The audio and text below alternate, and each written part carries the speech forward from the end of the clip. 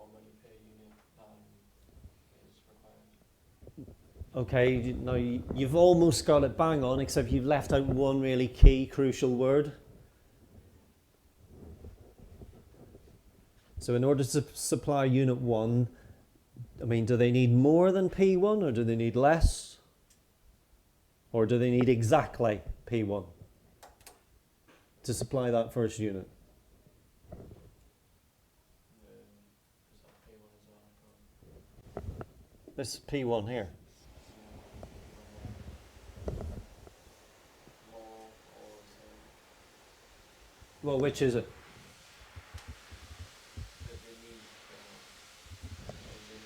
I can't hear you with the hurricane that's blowing and the... They need the same, but they're probably going to, like, the price will be more. Well, what if the price was just beneath P1? What if it was there? Would this unit actually be produced? Well, it depends. No, it doesn't depend. What does it depend upon? So it's getting a little untidy, that diagram. So let's say this is unit 1, okay? We're zooming in on unit 1. Now, if they get that price, will it be made?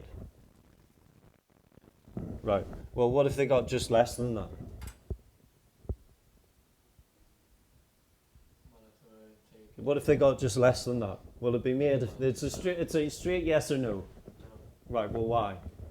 because they won't be able to buy enough resources to make it. Yeah. Well, the price they're selling at is less than the cost to produce it. Okay. So, as a bare minimum, they need that. Second unit. If they get that, will they produce it, Besa? Yes. What if they get that? No. Why? Because it's less than the bare minimum. Okay. Now, minimum is the key word here. So, stick the minimum into that explanation which you've just given. I forgot what I was saying. I've forgotten as well, but you did have the general gist of it. When the producer receives the minimum amount needed. No, but so remember what you're trying to explain here. You're trying to explain what consumer surplus is. So they're getting P1. More than the minimum. Okay, right. So have another go. Like the producer receives more than the minimum amount required to produce a specific unit. Right. Excellent. Yes. Now we're pretty much bang on there. So producer surplus is a payment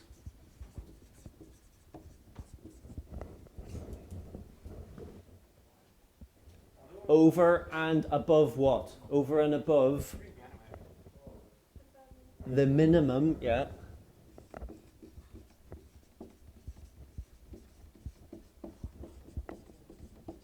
The minimum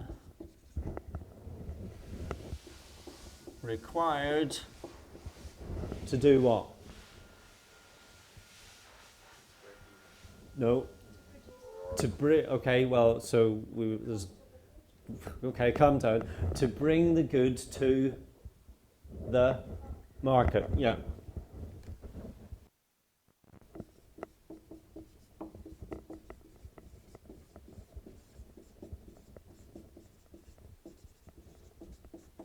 Okay, excellent. So if I said to you, consumer surplus is above price, below demand, what's the kind of little memory jogger that you would use for this one so you never get the area wrong? Dylan? Above supply, below. Exactly. Below. But might not always be P1. Yeah, correct. So producer surplus is always above supply and below P. So consumer above price below D, producer above S below P. Just remember that and you'll never get the areas the wrong way around. Yeah. Is this a bad thing? Like, is producer surplus like inefficient? Because you pay more just to get like, well, you pay over the minimum required to produce one. No, it's the price they're selling at, not the cost of production. Well, it's, Or well, similar. It's the same. it means supply can be costs, can't it? I mean, that can be your supply curve. So, absolutely, you as the consumer, you'll want to maximize your consumer surplus, which requires a high price, yeah?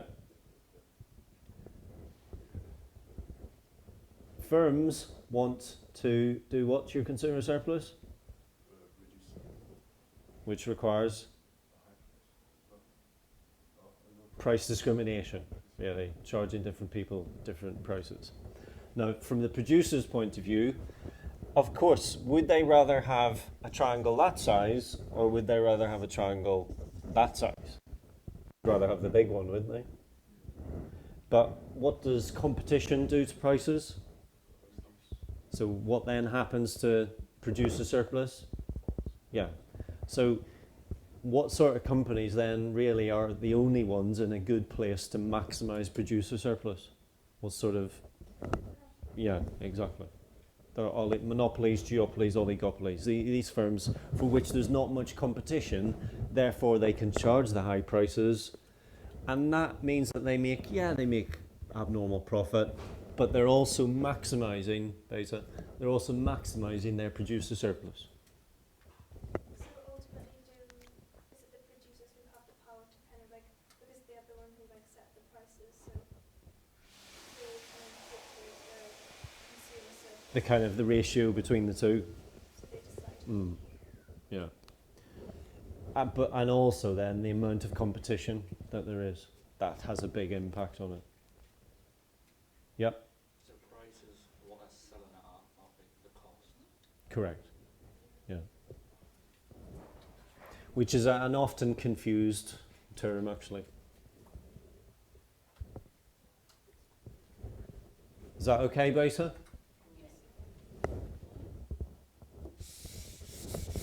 Now again, if you're thinking kind of multiple choice questions and so on, what they'll do again is they'll say, this time, tell us the change in the producer surplus.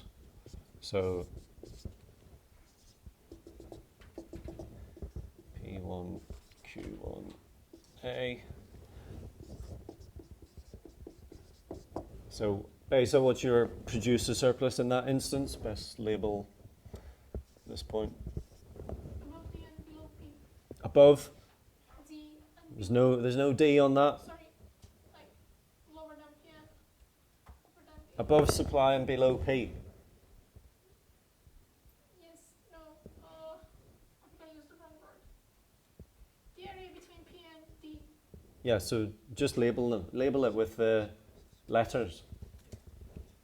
How? There is no D on there's no demand curve here. We're on, because we're talking about producer surplus this time. So what's the area of producer surplus? Above supply, below P. What is it? Above supply and below the price they set for. Yeah, label it. So we've just labeled the consumer surplus on the previous diagram. So label the producer surplus here. What's the area of producer surplus in this particular instance?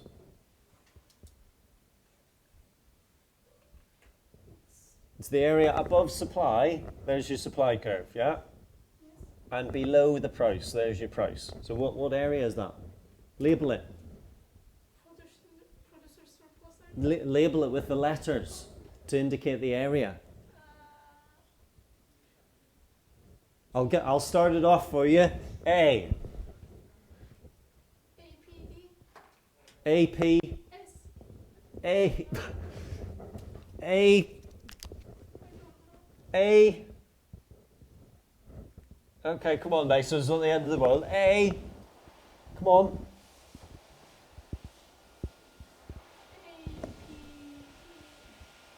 Are you saying B for Brian? No, P. Right. P1. Yes. Right, A, P1, okay. We're 2/3 of the way there. The next one, S for supply. AP1S. Like the curve box. Okay, can anyone else help out on this one? Favour? AP1B. It's that area there. Besa, can you see why that's above supply? Do you see? Yes. And below price. It's all of that area. I don't want to put big squiggles in it because we're going to put another point on it, but it's all that area. So the original is AP1B.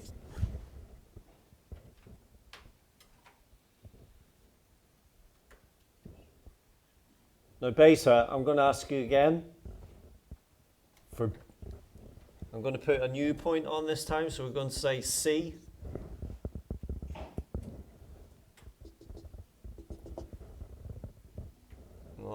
So now what's the producer surplus? ACP P1. No, so we're at this point C. Okay, so doesn't that make it? Hang on, I'll put better labels on it. P2, Q2. So it's So now the price is P2. it's the other way around. Okay, so is it BC P2? Correct.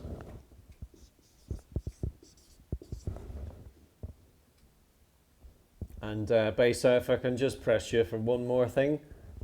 Has producer surplus increased or decreased? Decrease Okay, and by what amount?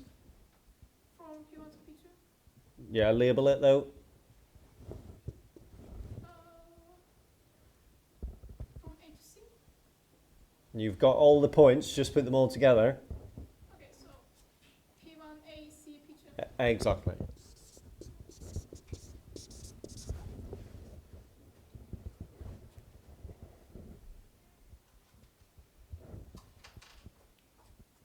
Okay, Henri?